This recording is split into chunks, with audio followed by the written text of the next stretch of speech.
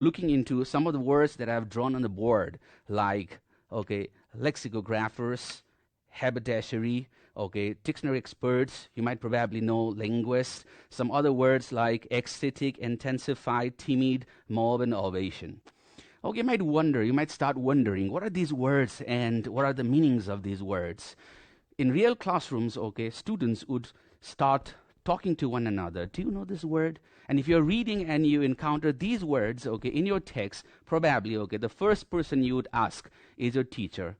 You will consider that your teacher knows everything. But does it happen? Like, do I know everything as a teacher? My answer is no. I also don't know everything.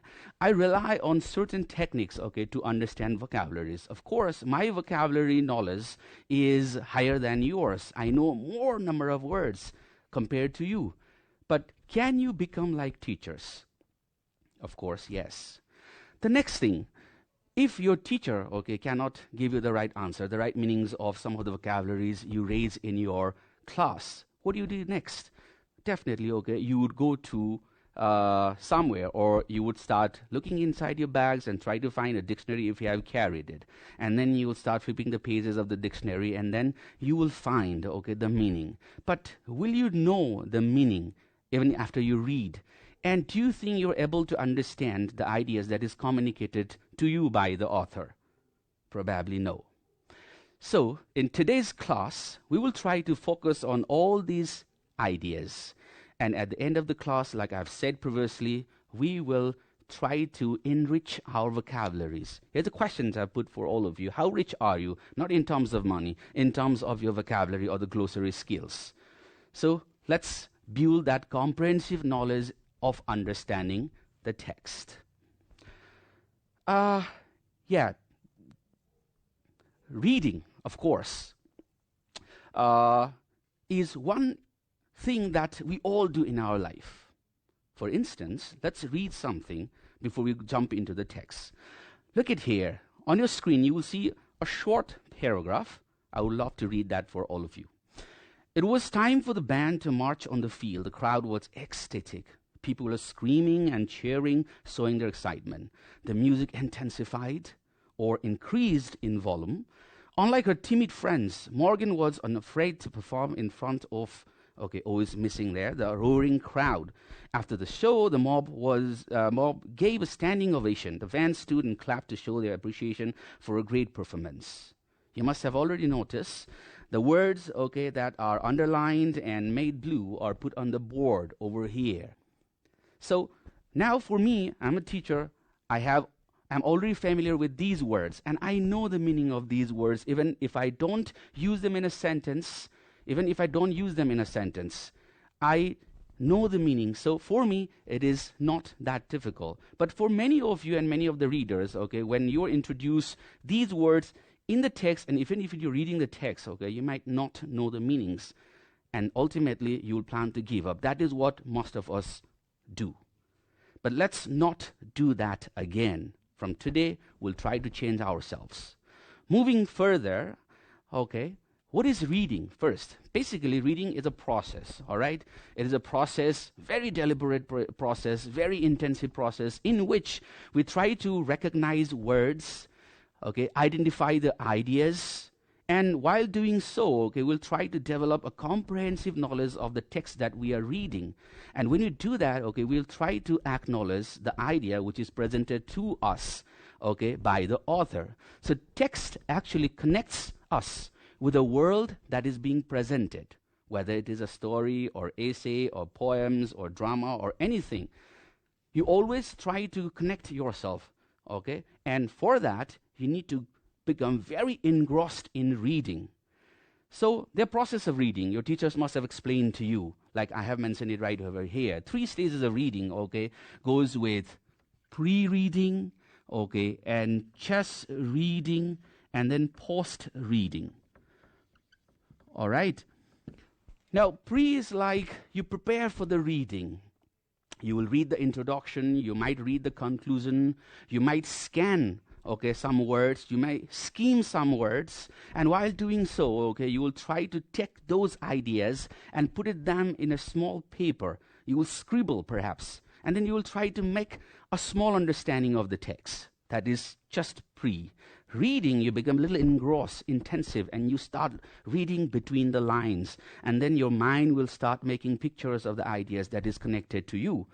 Post-reading comes with an evaluation process. If you want to write some analysis of the text that you have read, your teachers must have given you a lot of questions, and then you start exploring your mind. You start, exploring your ideas. And with that, when you pour your ideas and thoughts, when you pen them down in the paper, you become a very good reader because you have applied the techniques of post-reading.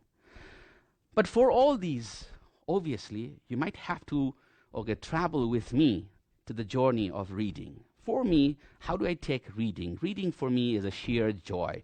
It gives me all the knowledge of the world. As a man, and I live short in this world, I really cannot understand the whole world, within my own life. So I have to borrow the ideas. I have to become, a voracious reader. The more I read, the better person I become. And with that, I accumulate, with myself, a vast knowledge of the world, as vast as the sea itself is. So reading for me is adventurous. You can read it, when you're camping, when you're on picnic, whether it is, the tombstone or the milestone, you read informations. Reading can be done anywhere. It is also ageless.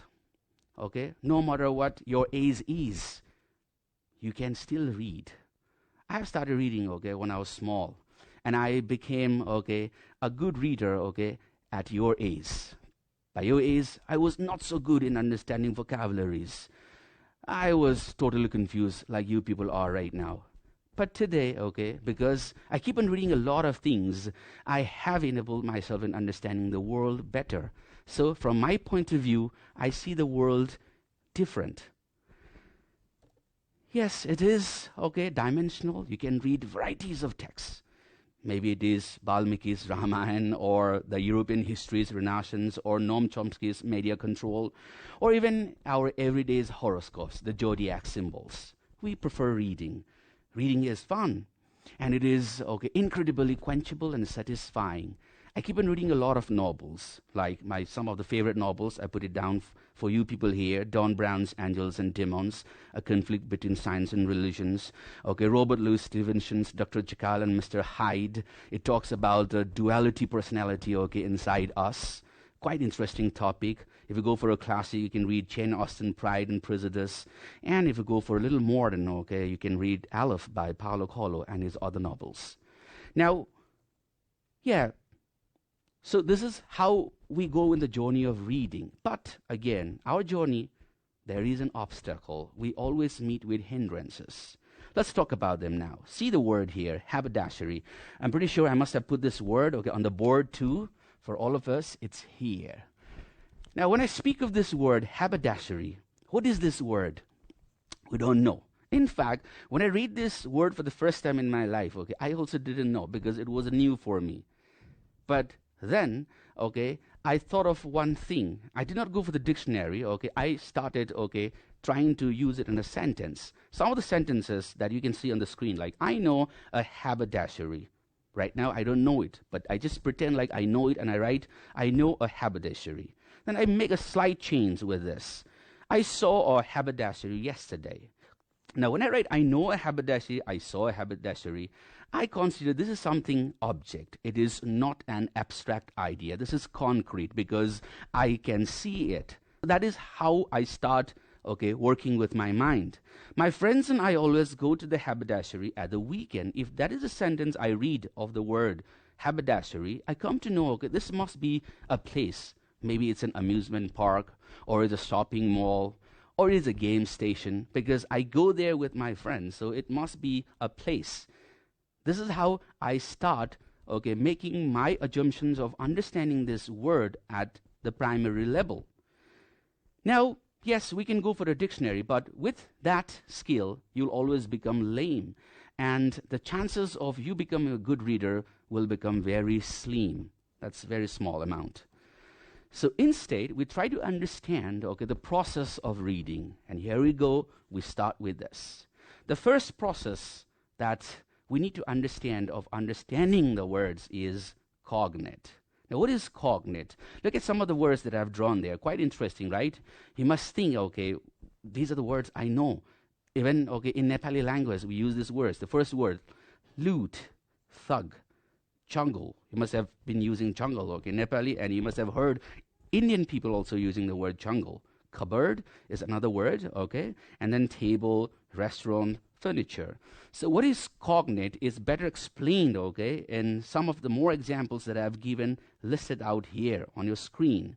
You're talking about lute, okay. If you're a Nepali, okay, language user and you know the meaning of the word lute, if this lute appears in your English reading, you will somehow make your mind and try to, okay, feel that, okay, this is what I know in my language. Loot is something like stealing, robbing people, okay? It's like sneezing their belongings and keeping for yourself. That is what it is. So it must be this. You'll apply that idea. Thug, again, okay, in Nepali we call it thug, but in English it is thug, since that is how they pronounce. This is also, okay, a word that is discovered with its meaning by applying the same process. Jungle, common.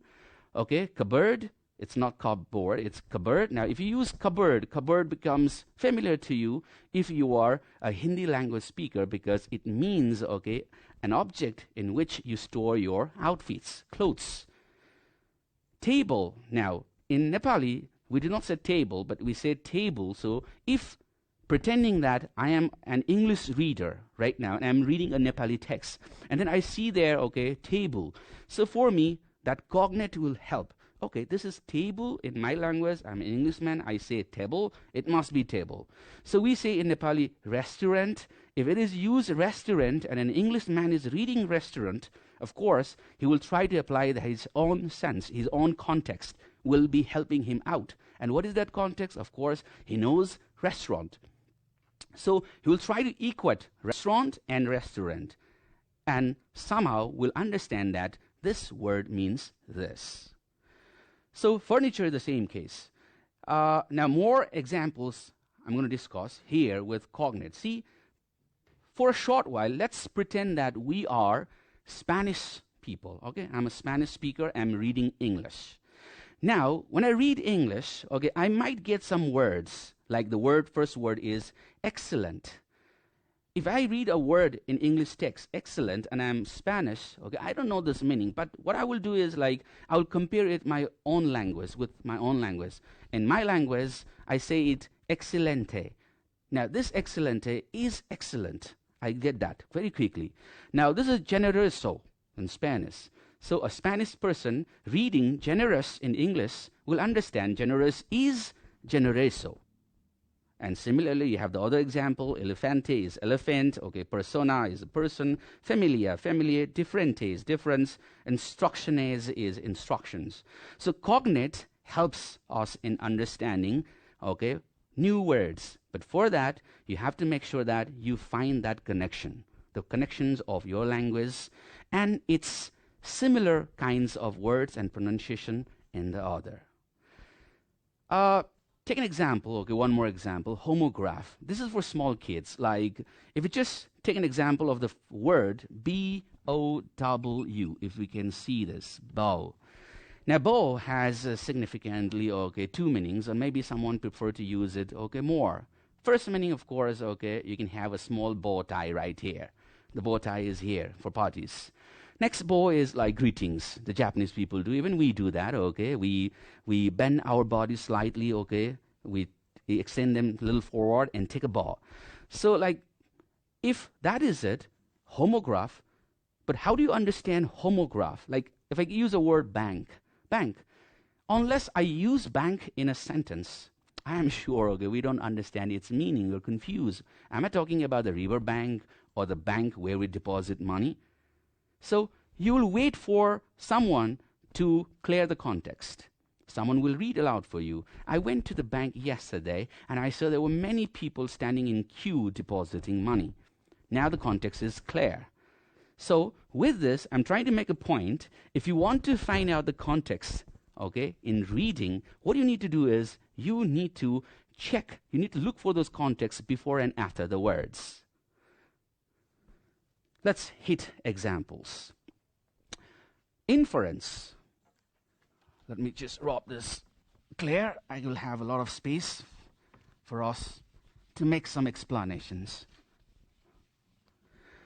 All right. See, sometimes we try to apply our own mind, okay? The logic works. Many times it works. When I say, okay, if I'm visiting with my friends to a cinema hall and I just say this, friends, we cannot watch a movie today. Now, my friends will apply inference, the logic, the chain of reasoning, and they will start, okay, making the meaning of my sentence. Someone might say, this guy must have forgotten, okay, the tickets at home, so we cannot watch. The next friend might use his inference skill and say, maybe we have got some other urgent work to do, so we cannot be watching movie now. Or one friend just might say, okay, the show is houseful, we cannot even buy a single ticket. How can we watch the movie in groups? So inference actually tells you, okay, the meaning of the words. Look at the sentence, the word that I've drawn for you, okay, we're talking about haberdashery. H-A-B-E-R, okay, D-A-S-H-E-R-Y. So how to know the haberdashery? See the example here. The haberdashery was Lou's favorite place. Every man in his family went there to buy things whenever they had parties to attend. Now I look for the context. For me, okay, it's a place. And look at the context in the second sentence. Every man in his family. Come on, men. It's not women. None of the women go there. It's only men. That's the first clue for me. Second, okay, they buy things there, not anywhere else, but there, and that is especially when they are attending parties. So I make my mind, what do I need for parties? I need beautiful dresses. And where should I go for that? Of course, places where I can buy them from. So here, haberdashery is a place, okay, where men can buy all their attires. So it's a place which sells, okay, men's clothing. So this is a bit of inference technique that I have applied. Like, here's a picture of the Monopoly game, and I have mentioned chess and Monopoly intelligence. So what is this chess and Monopoly intelligence? Of course, you know, if I say that someone plays chess and someone plays Monopoly, my inference, my thinking skills tells that it is a game that requires extreme level of intelligence. An ordinary person cannot play that. All right? So I would consider the person who plays chess is intelligent, he is smart, smarter than the others, and he is somehow very unique. And he knows how to solve problems because I have applied my inference thinking skills. In the same way, get this example. I've given you a picture of the haberdashery for ease. Sometimes a word or phrase meaning is explained immediately after its use. What is this clue? Haberdashery, which is a store that sells men's clothing. Now here, the part which is a store that sells men's clothing, the information that has appeared, between the commas, beginning with the word which, ... actually tells you the meaning of the haberdashery, and that is the writer's main intention. Every writer tries to communicate to his audience smoothly. And so he builds up all his vocabulary skills and creates that comfort zone for the readers. Otherwise, if readers lose intention of reading, his work of art will fail. He doesn't want this. So he has this deliberate job of keeping the audience or the readers connected with his text, and therefore he keeps on making the clues. So he must have got the clues, and this clues is definition. The first one that I've said to you was inference. That was inference clue. Second one, we're talking about definition. Definition as a clue, to find the meanings of unfamiliar words. Similarly, we have got the next one, and this is called example. Sometimes writers, they might give you quite a lot of example in series to understand the word. Let's take an example here itself. Haberdashery is becoming more common today. Now, what is haberdashery? I would like to know. So, the writer has put it for me. It sells men's ties, shoes, shirts, pants, and other every attires men are looking for. Now, with all these examples of men's ties, shoes, shirts, pants, and other needful things, I'll come to know that haberdashery is a place where I can shop something for myself. So, that is an example clue. We have next clue. It's here. Sometimes a word or phrase is clarified by the presentation of the opposite meaning. Now, interesting. When I say opposite meaning, okay, the clue is antonym. So, find the antonyms. Has the writer used antonyms in his text to understand the meaning? Let's see here. Lou wanted to go to the haberdashery, but Anne wanted to shop at the boutique. Now, if you know this word boutique, see, if you know this word boutique as a place where women go for shopping, it's a common thing that we all have been observing in our context too. Okay, in my house, almost every woman, they prefer buying things in boutique because they consider it's of the best quality. Though they pay a little high, they go there. So if I know this word boutique, and I will make a comparison here. Lou is a man, okay, he goes to haberdashery. Anne is a woman, and she goes to boutique. So with that, I'll come to know that antonym clues is used. Boutique, a place for women, so haberdashery must be a place for men. I get that meaning very easily. See, I have not relied on dictionary, okay, to get the meanings of these words.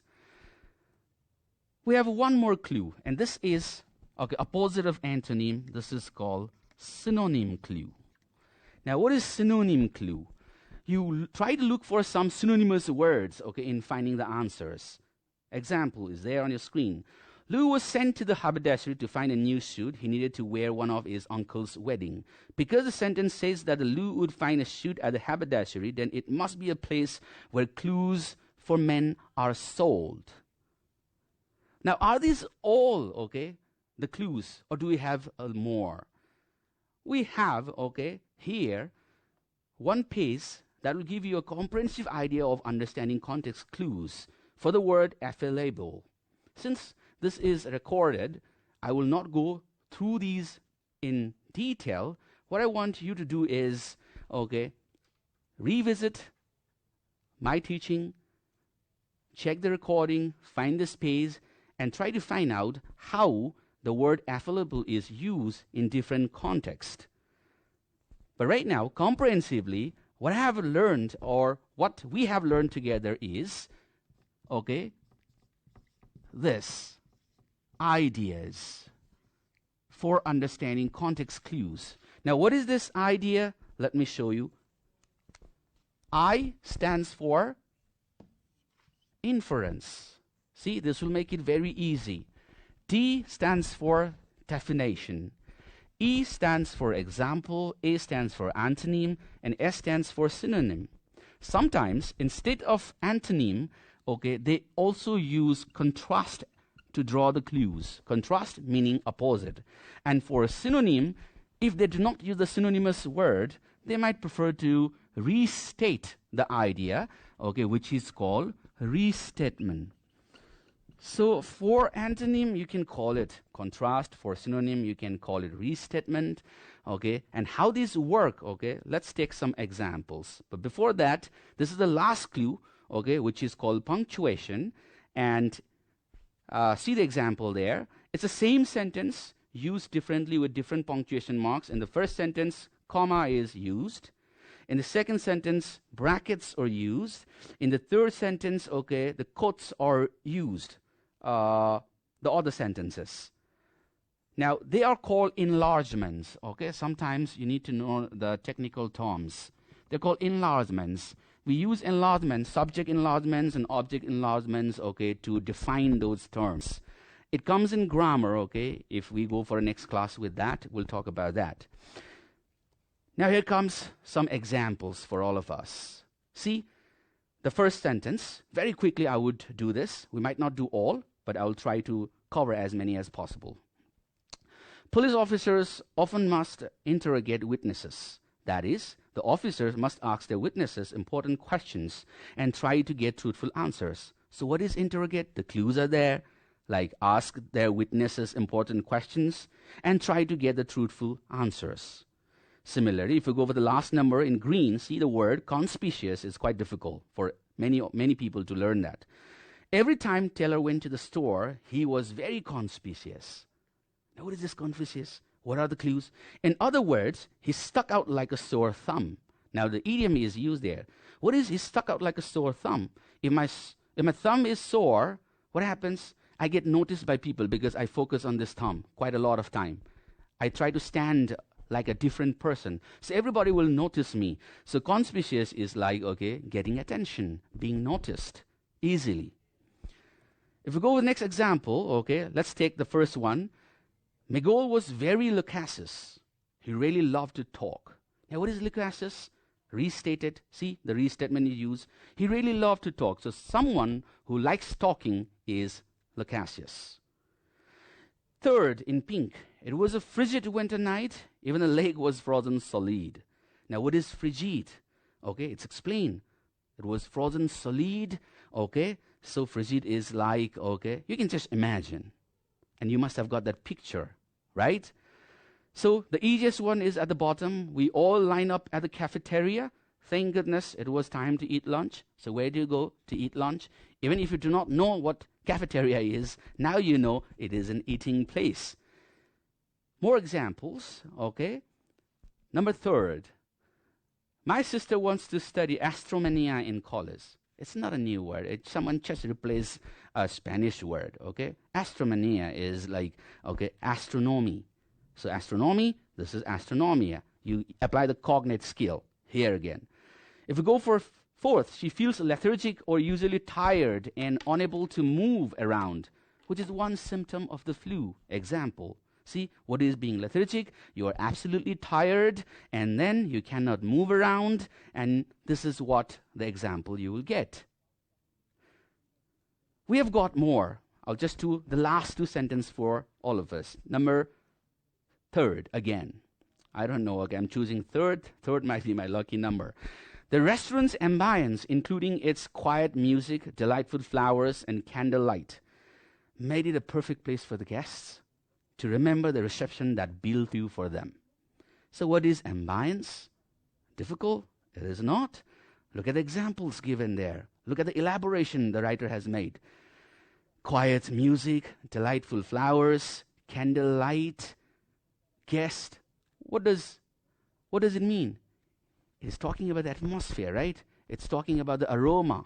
It's talking about the surrounding. So ambience is a surrounding that is pleasing, that is appealing. Every one of us can understand unfamiliar vocabularies if you apply ideas. Ideas are these. All right, this was the class for grade 10, okay? Reading strategies, context clues, and in your regular compulsory English book prescribed by government, you have got exercise related to do, especially in unit 2, 3, and 4, and you can apply these everywhere, and then you become a voracious, promising reader. If you want to read good and take the journey of reading and become a very, very good reader, practice this. You can meet me if you want to at 11:05. I will be taking class for grade 9, teaching them story strategies. Because this is relevant, grade 10 can also join. 11:05, please. Thank you and bye-bye.